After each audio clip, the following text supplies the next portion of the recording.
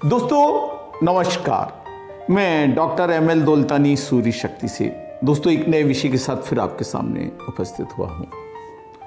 दोस्तों हमारे शरीर में अगर दर्द हो रहा है, हमारे को घुटनों में भी दर्द होने लगा है और ये घुटनों का दर्द और शरीर का दर्द अगर वायु दोष के कारण है, हमारा शरीर या तो फूल रहा है या शरीर के अंदर सूजन सी आ रही है, तो ये वायु दोष के कारण जो भी हमारे शरीर के अंदर दर्द उठ रहे हैं और उसी के कारण से हमारे को अर्थराइटिस का भी दर्द होना चालू हो गया है, तो उसका मैं आज रामबाण इलाज लेके आया हूं। दोस्तों वास्तव में वायु दोष होने के कारण हमारे शरीर के अंदर विभिन्न अंगों में, कभी तो कंधों पे, कभी घुटनों में, कभी कहीं पे शरीर के अंदर बार बार दर्द उठते रहते हैं। और ये वायु दोष होता क्यों है और किन कारणों से हो रहा है वायु दोष, और आप इस वायु दोष को कैसे पहचानें और इसका इलाज कैसे हो सकता है, ये सारा मैं आपको इस वीडियो के अंदर बताने वाला हूं। दोस्तों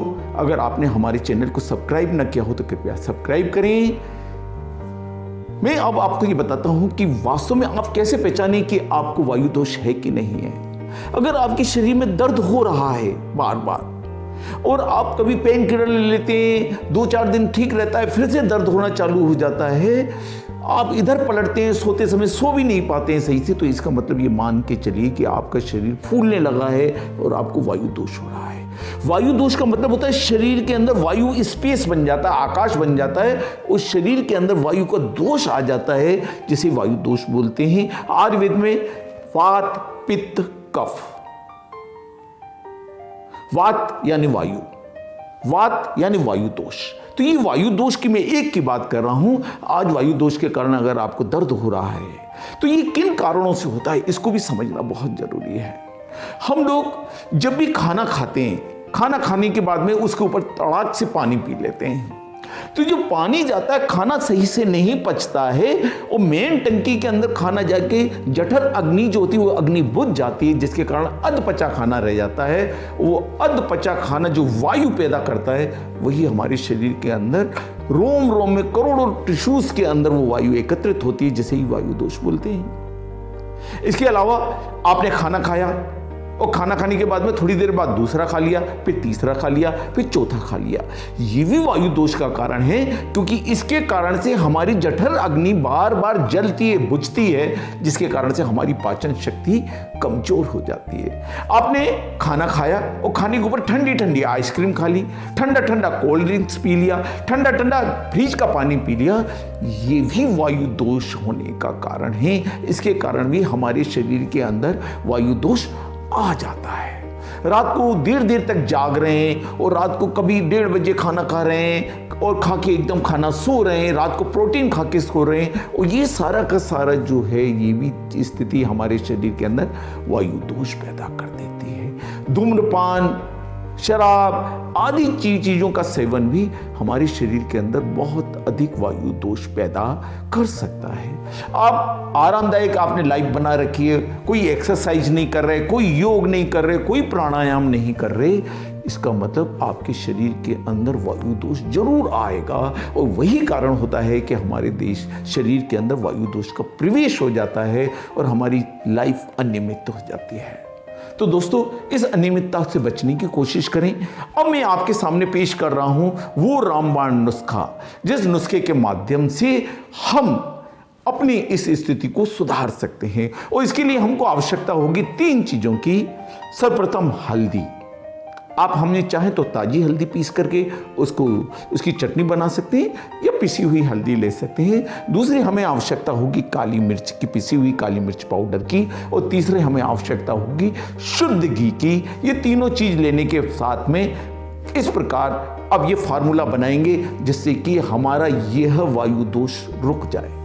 दोस्तों अब हम वो फार्मूले पे काम करते हैं जिसके तहत में हमारी ये वायु दोष और जो वायु दोष के कारण अर्थराइटिस और मसल्स में पेन हुआ उसको दूर कर सकते हैं। तो सर्वप्रथम हमें इसके लिए जो 3 चीजें ले ली हमने, ये ले ली हल्दी, ये हल्दी का 1/4 चम्मच हमने ले लिया, और इसके साथ में हमने 1/4 चम्मच शुद्ध घी ले लिया।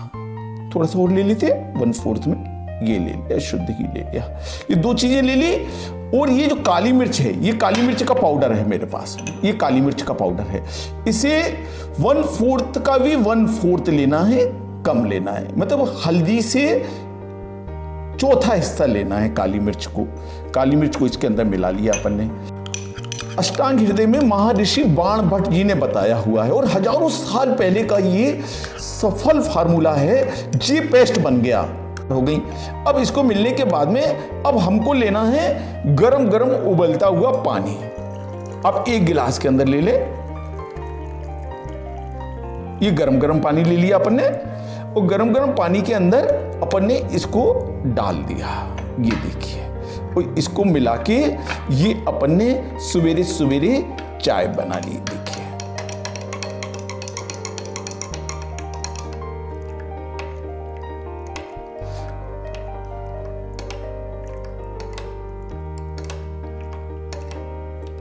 ये आपकी चाय पी गई। और इस चाय को लेकर आपको क्या करना है, ये सवेरे सवेरे खाली पेट इसी प्रकार से चुस्की ले लेके, धीरे धीरे इसको चुस्की ले लेके आपको पीना है। मॉर्निंग के समय बासा मुंह, थूक या पेस्ट किए बिना जब आप इसको लेंगे तो ये हमारे अष्टांग हृदय का बहुत अच्छा फार्मूला है।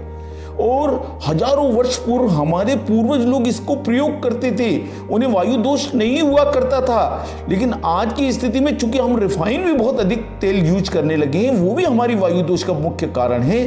तो उसको रिफाइन तेल की काट करेगा ये फार्मूला, और इसको धीरे धीरे सिप सिप करके आप पिएंगे तो आपके हृदय से अंदर से वायु दोष को खत्म कर देगा और किसी भी तरीके का दोष आपके शरीर के अंदर नहीं रहने वाला।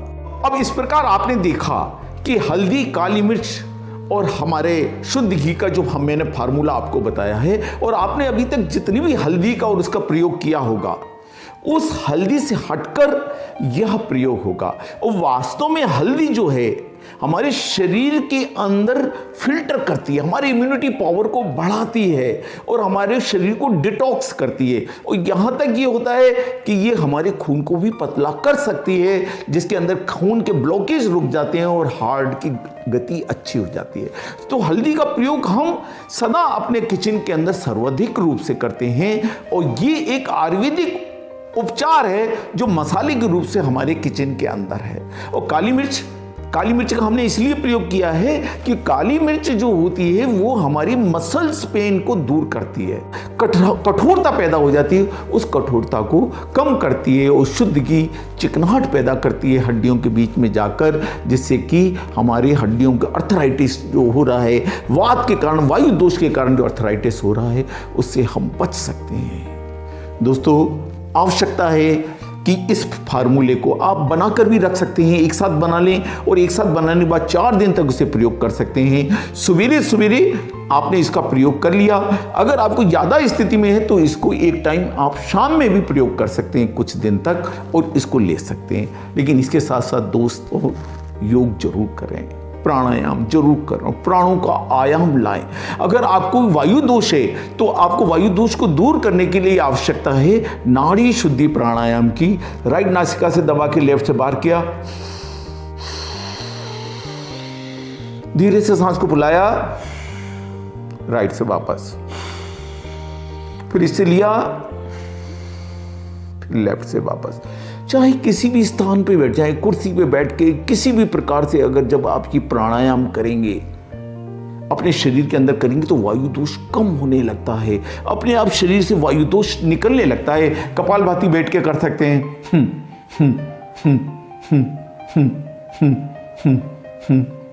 इसके भी पूरे वीडियोस डले हुए हैं, आप धीरे धीरे कपालभाति करिए, अच्छी तरह एक्सरसाइज करिए। यौगिक नृत्य हमारे वीडियो डले हुए हैं, यौगिक नृत्य देखिए, यौगिक नृत्य देखिए, म्यूजिक के ऊपर थोड़ा थोड़ा सा डांस करिए, जिससे कि शरीर के अंदर गति मिले, क्योंकि जो गतिमान है वही शक्तिमान है। अगर गति होगी तो वायु का दोष रुक जाएगा, और इस फार्मूले को आप प्रयोग करेंगे तो इसका कोई नुकसान नहीं है, लेकिन इसका लाभ फायदा ये होगा कि आपका वायु दोष रुक जाएगा, और इस प्रकार आपके शरीर में जो पेन हो रहा है, जो दर्द हो रहा है, वो दर्द एकदम जाने लगेगा और आपकी स्थिति सुधर हो जाएगी।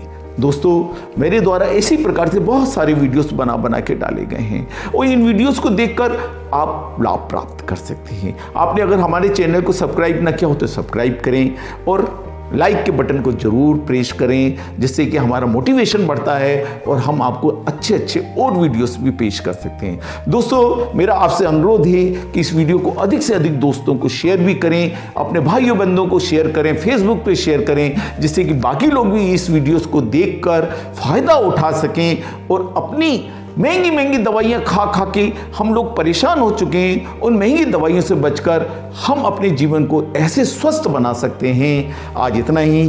ओम ओम ओम।